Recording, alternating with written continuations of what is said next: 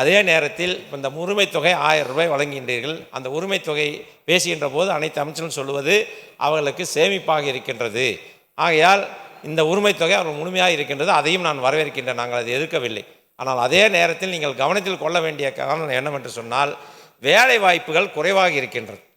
மாண்புமிகு பேரவைத் தலைவர் அவர்களே, குறைவாக இருக்குது, இன்னும் கொஞ்சம் கூடுதலாக பண்ணணும்னு சொல்கிறாங்க. மாண்புமிகு திராவிட நாயகன் அவர்களின் ஆட்சியில்தான் தமிழகத்தில் அனைத்து பகுதிகளுக்கும் பரவலாக்கப்பட்ட வளர்ச்சி உறுதி செய்யப்பட்டு, குறிப்பாக தாய்மார்களுக்கு அனைத்து பகுதிகளிலும் வேலைவாய்ப்பு, அவர்கள் இல்லத்துக்கு அருகாமையிலே வேலைவாய்ப்புக்கு உருவாக்கும் அந்த பணியை இப்போ என்ன சொல்கிற மாண்புமிகு உறுப்பினர் அவர்கள் சொல்கிற அந்த காரணத்தை எல்லாம் ஒழிக்க வேண்டும் என்பதற்காகத்தான் நேரடியாக அவர்களுக்கு வேலைவாய்ப்பை கொடுக்கும் அந்த பணியில் திராவிட நாயகன் அவர்கள் கொடுத்திருக்கிறார்.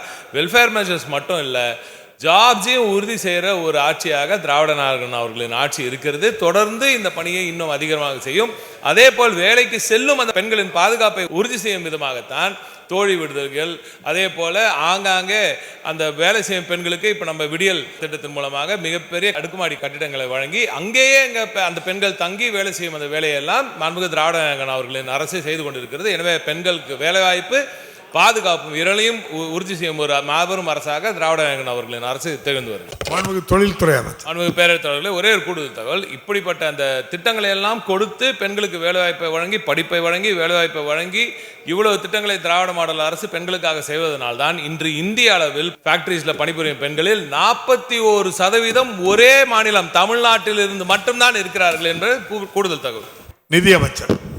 மாண்புமிகு பேரவைத் தலைவர்களே, பெண்களுக்கு வேலைவாய்ப்பை அதிகமாக வழங்க வேண்டும் என்பதிலே மாற்று கருத்து இருக்க முடியாது. குறிப்பாக இந்தியாவிலே இன்றைக்கு தொழில் நிறுவனங்களிலே அதிக அளவிற்கு பெண்களை இன்றைக்கு வேலைவாய்ப்பு கொடுத்து பெண்கள் வேலை செய்யக்கூடிய தொழில் நிறுவனங்கள் இந்தியாவிலே மிக அதிகமாக இருக்கக்கூடிய மாநிலம் தமிழ்நாடு என்பதை ஏற்கனவே நாம் அனைவருமே மிக நன்றாக இருந்திருக்கிறோம். ஒரு காரியத்தை நீங்கள் பார்ப்பீர்கள், பெண் கல்விக்கு முக்கியத்துவம் கொடுத்தோம். படித்து வரக்கூடிய மாணவ செல்வங்களிலே பெண்கள் எந்த அளவிற்கு இப்போது பெரிய அளவிலே அவர்களுடைய சதவீதம் கூடியிருக்கிறது. அப்படி வரக்கூடிய பெண்கள் பல இடங்களிலே வேலைவாய்ப்பை பெறக்கூடிய அளவில் இப்போது திருப்பி அடுத்த கட்ட முன்னேற்றத்திற்கு இருக்கும். அதனுடைய அடுத்த பரிமாண வளர்ச்சியாகத்தான் இந்த நிதிநிலை அறிக்கையிலே நாம் அறிவித்திருக்கிறோம்.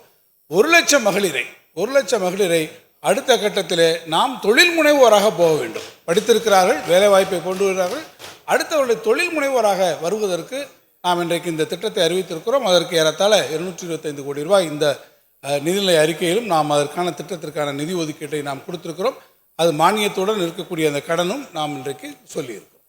பெண்களுக்கு பாதுகாப்பு கொடுக்க வேண்டும் என்பதற்காகத்தான் பாஸ்கான் நிறுவனத்துக்கு அருகாமையிலே 708 கோடி ரூபாயில் பல்லாயிரக்கணக்கான பெண்கள் தங்குகின்ற விடுதியை கட்டி கொடுத்திருக்கின்ற ஒரே முதலமைச்சர் இந்தியாவில் தமிழ்நாட்டுடைய முதலமைச்சர் என்பதை தெரிவித்துள்ள விரும்புகிறேன்.